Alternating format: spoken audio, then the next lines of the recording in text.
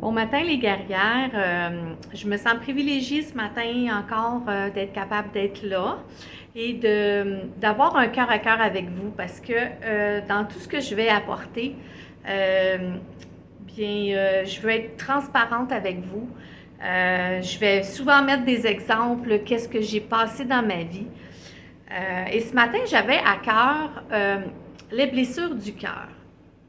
Oh, ça là, c'est tout un sujet.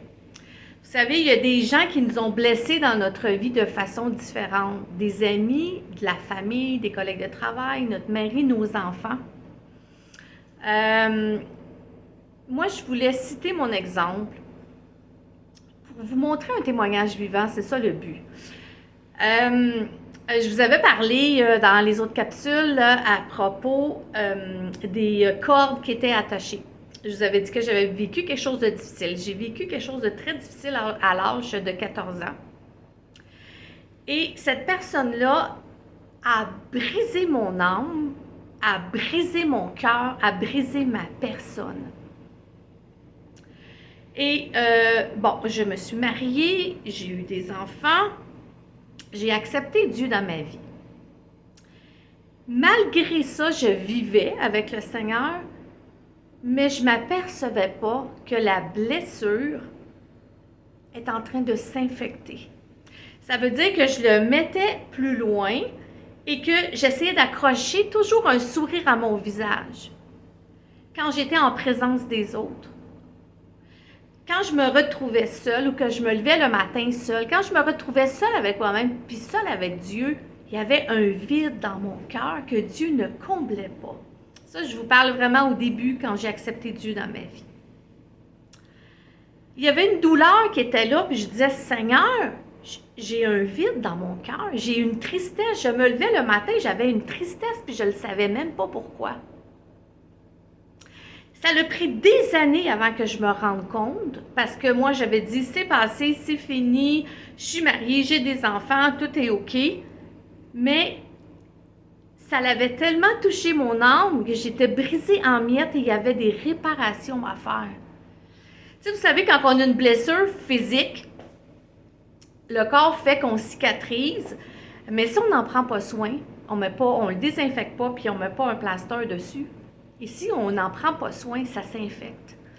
Et dans les situations de cœur, quand on a eu des blessures profondes dans nos cœurs, mes sœurs, il faut que ça se règle, sinon ça va toucher toute sphère de votre vie.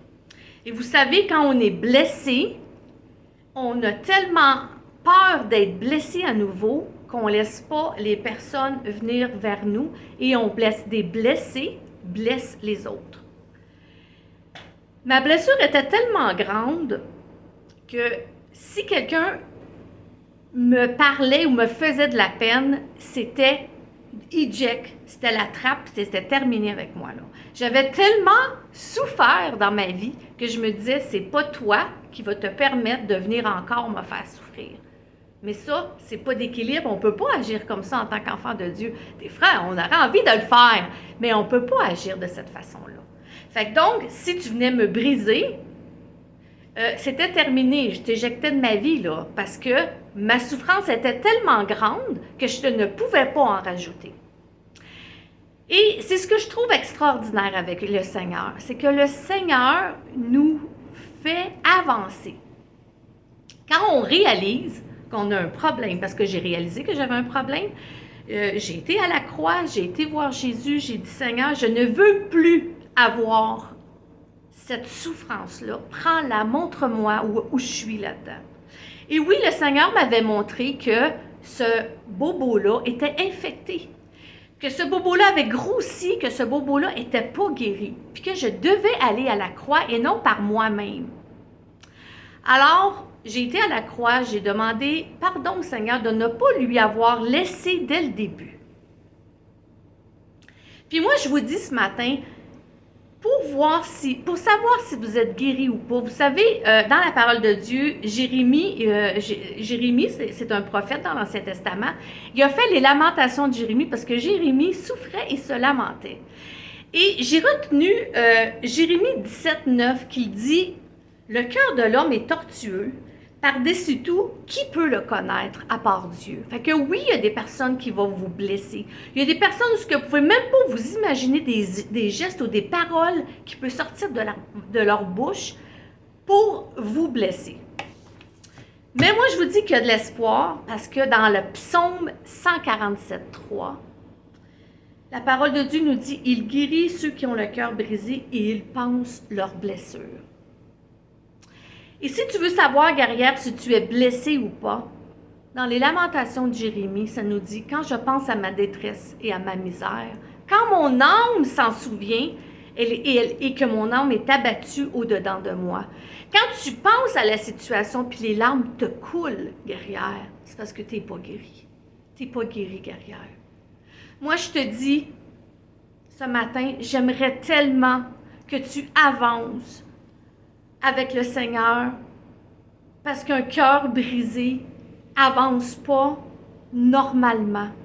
Tu dois guérir tes plaies avant d'avancer. Tu dois guérir tes plaies avant d'avancer avec Dieu. Il y a un processus de guérison.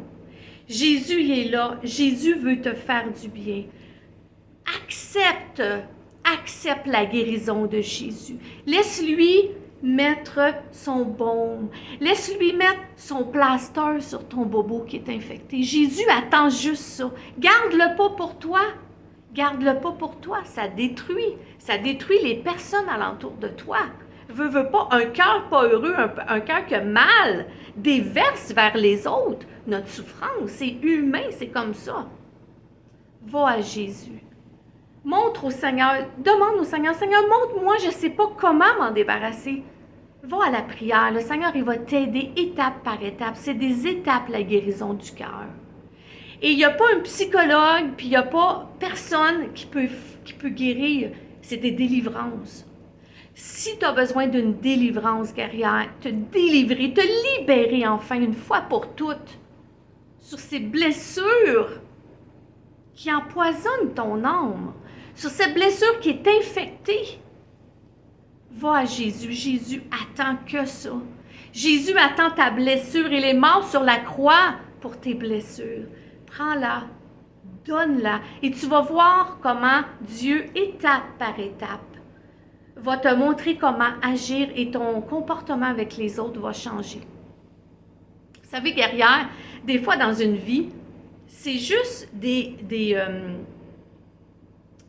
comment je dirais bien ça, des gestes qu'on a à changer qui va changer notre environnement. Des fois, c'est des gestes qu'on ne se rend pas compte parce que c'est des poisons dans notre vie qui nous empoisonnent de jour en jour. Alors, les blessures de cœur, c'est quelque chose qu'il ne faut pas prendre à la légère. Des blessures de cœur, je vous dis, essayez pas de les tasser, de faire comme si rien n'était. Non, votre cœur a besoin d'être guéri. Puis la seule personne qui peut faire ça pour évoluer avec le Seigneur, c'est enfin, une fois pour toutes, vous débarrasser. Vous débarrasser de ces... c'est comme aussi quand j'ai parlé du pardon, c'est un processus un peu de cette façon-là. Alors, le Seigneur veut vous délivrer ce matin. Le Seigneur veut vous guérir, veut guérir vos plaies. Allez à Jésus, tout simplement en lui disant, Seigneur, j'en veux plus. Seigneur, je veux avancer. Seigneur, prends-le. Montre-moi, Seigneur. Montre-moi, Seigneur, comment agir.